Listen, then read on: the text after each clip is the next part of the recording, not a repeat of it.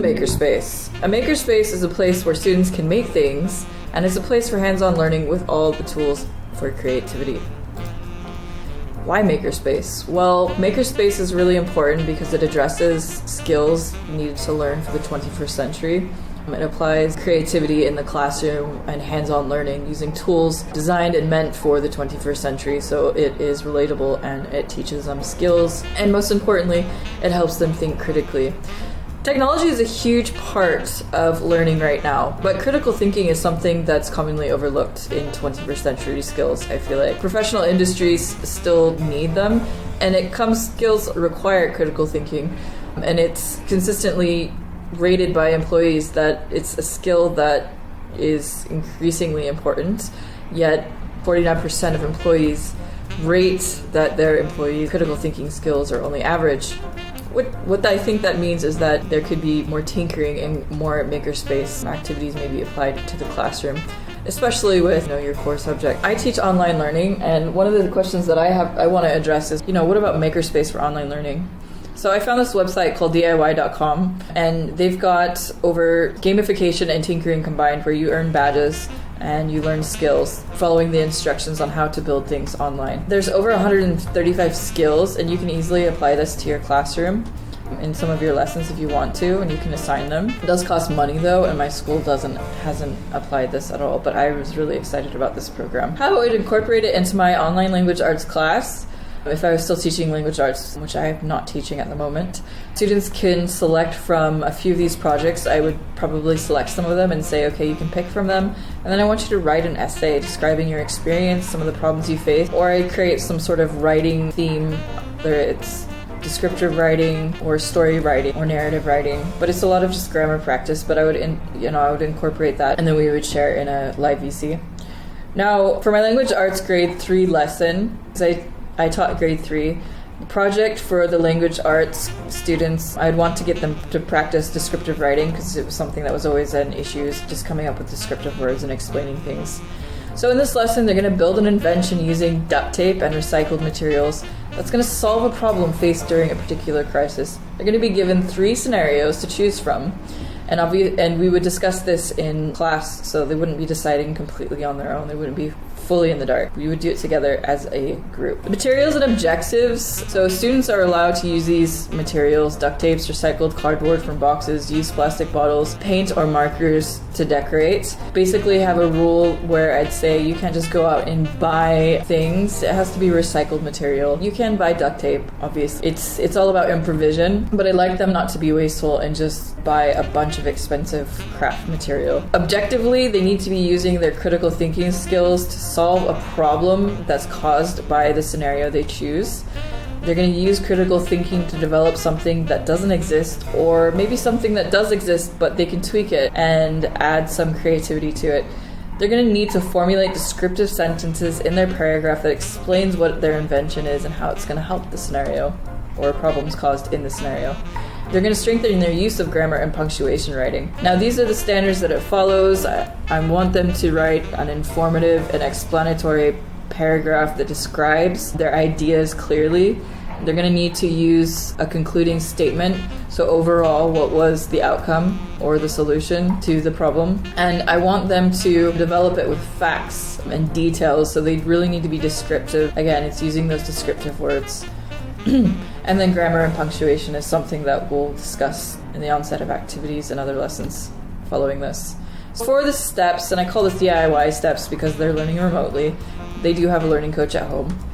But again, this could also be applied in the classroom. The students would be presented with 3 scenarios, and they would decide which one, either in the classroom or the PC. The students are going to work at home independently with the materials. Each day, they're going to submit a Flipgrid video in the community forum to show the progress of the project. Now, this isn't mandatory. They can just submit a video once a week, but I want them to gather data at least each day in video to combine it in a Flipgrid, and then they can submit it that week, just so that I know that they're doing it and it's not their parents doing it. However, even in the classroom, I'd love to see them doing a Flipgrid because it's practicing with the technology while they're building. The students are going to keep a daily video diary. Again, that's something that I just mentioned, so it's combined with 3 and 4. They don't have to post it every day. The students are going to share one issue that they faced when they built the material, and I want them to just post about it once in our community forum. If we were in a physical classroom, I'd have them talk about it at the end of class, but since we're doing online learning, it's a bit different. Students are going to write one descriptive paragraph explaining what it is that they created and what it does or how it solved the problem from the scenario they picked. And then the students are going to go through proofreading checklists with their learning coach at home, or they would go through it with me if they were in the physical classroom. Students are going to present the paragraph with a demo presentation of the invention. Since we're doing it in a VC, they can do it on the video camera and then can share their paragraph on screen share. But in the classroom, obviously, we would do that using a smartboard or some projector, or they would read it out loud. We're going to review the descriptive paragraph after their presentation. I want them to get a little bit more excited about their hands-on activity, and then we can deep dive into the grammar part of it afterwards. So modifications for students with learning disabilities, I would simplify the activity for them. They wouldn't be necessarily required to write the paragraph independently. They would probably have a scribe at home, or they would use Word document to type up their paragraph. Now again, it really depends on their disability, so assistance is allowed and given if required. And in the classroom, it would be the same thing. For the project, there would be a little bit less figuring out how to do it and more of being given guided instructions on how to create something so that it's a little bit easier for them, and they would get that support at home from their learning coach. But in my classroom, I would probably help them out at a table where, they're not completely left to themselves when they're putting it together. The 3 scenarios to pick from, I've just got some examples here. This is what I did actually initially a scenario with a zombie virus where they had to take over the city, or zombies had taken over the city with a zombie virus, and they all had to stay inside, otherwise they'd get sick too. Similar to coronavirus. I just didn't want it to be the same as coronavirus. So they all had to create some sort of invention. They were given specific examples of problems caused by this, and they had to create solutions with their inventions. But I give them 3 stories because I really want them to pick from different scenarios for problem solving and creativity.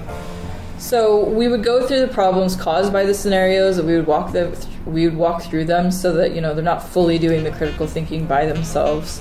And it sort of helps them get that creativity started. And then I would give them some example ideas of inventions maybe we can come up with. And then in the end, they would get a few weeks to do the activity, probably 2 weeks to build it. And so we'd have other lessons based on grammar.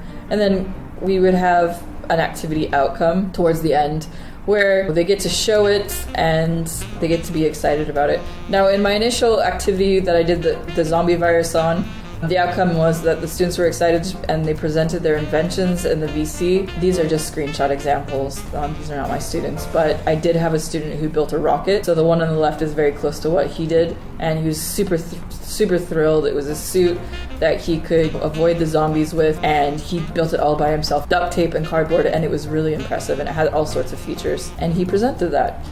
A lot of the students got really creative and they were really excited with sharing on the VC. They were excited that they got to be part of the teaching experience by showing off what they've done and explaining what they learned, leading by example. And students were really a lot more engaged because they were involved in the lesson part. The outcome that I really wanted to achieve was critical thinking and solving a problem in a scenario, which is something that is, I do believe, part of 21st century, and it can be applied to the makerspace.